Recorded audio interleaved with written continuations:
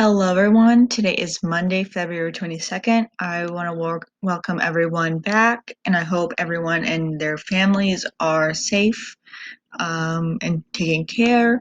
If you need anything, please reach out. I'm here for you. Me and Mr. Ritchie are definitely here for you. But today, on today's lesson, our today's question, a just reflection moment.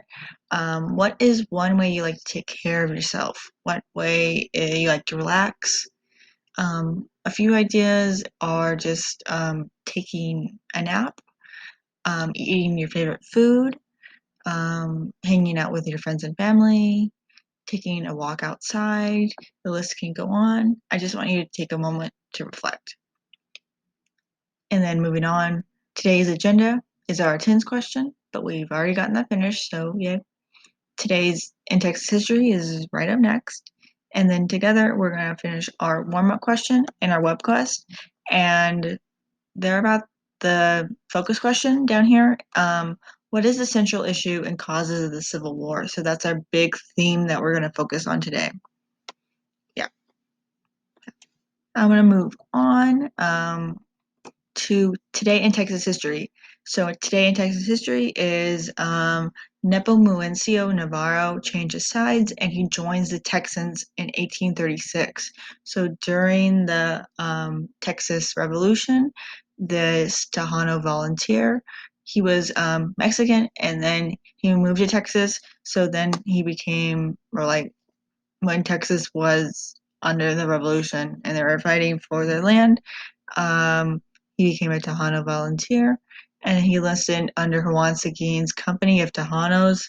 And if we remember and backtrack, Juan Seguin was the mayor of San Antonio, and he led like the attack against Santa Anna in 1835. And Juan Seguin signed the Declaration of Independence for Texas. So once Nepomuceno enlisted with Juan Seguin, it was like the real deal. And Nepomuceno was also the guard of Houston, General Houston's army, and served alongside Seguin again. So after the battles, his rewards for his participation were some land grants and donations and a pension. And then he became like a lifelong member of the Texas Veterans Association, and that was associated with San Antonio right here, and he had that association and that membership until 1877. So y'all probably are looking on this side of the screen and you're like, is this him? And I guess could say it's not. This is just like a depiction of a Tejano soldier. This is the best image I could see, but they're kind of similar in the sense of that is like a characterization or depiction of what a Tejano soldier during the Texas Revolution might have looked like, and like the way they dressed, and even like their weapons or and their hats, like a similar hat and similar getup. Yeah. I'm gonna move on. If you want to pause and look them up, that's totally fine by me. I'm gonna move on. Our Walmart today focused on to the causes of the Civil War are just what were the causes and the central issue of the Civil War. I just want you to think independently. What do you think? Like if something that we brought up in class before that you've learned about associated to this question. Some of the causes were sectionalism, the states' rights, the entering new and slave states, and different territorial acquisitions, and the driving force of westward expansion. Yeah, but our central issue is enslavement of African Americans, and that economic activity in the South. And then what was the main economic activity in Texas? And you've probably already guessed, that is slavery. Texas had a lot of cotton and agricultural business, so they used slavery.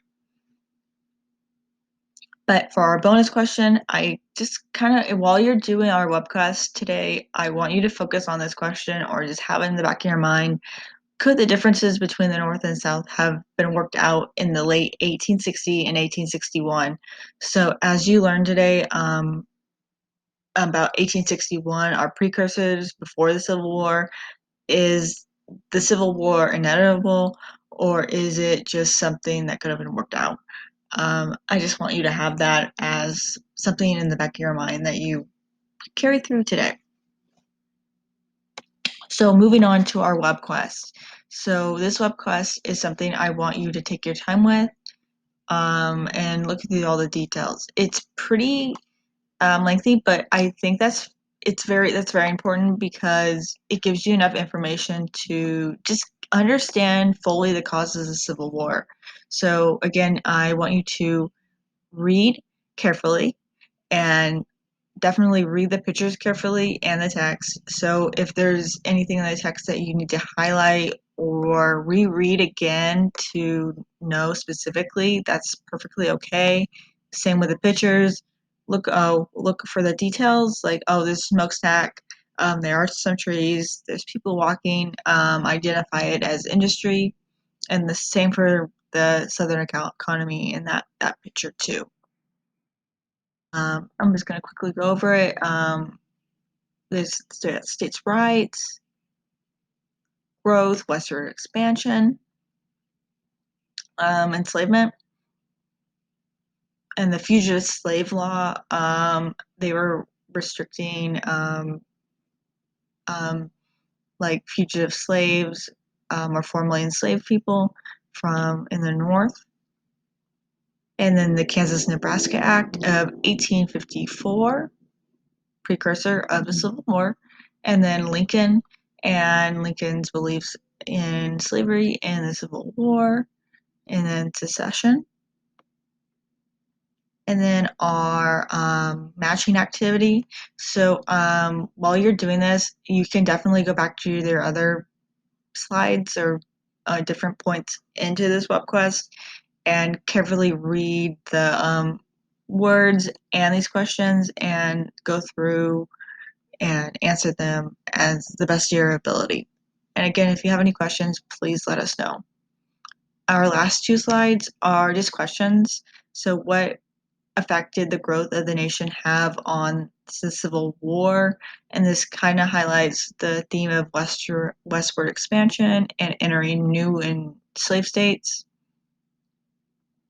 And then all states with slavery seceded is a true and false question. So with both of these questions, you can definitely go back. I would recommend like going back for these slides, but while you're reading the questions and answers before you make a decision, that would totally help you. Yeah. And I'm going to reverberate. Yes, if you need any help, please let us know. Me and Mr. Ritchie are here for you.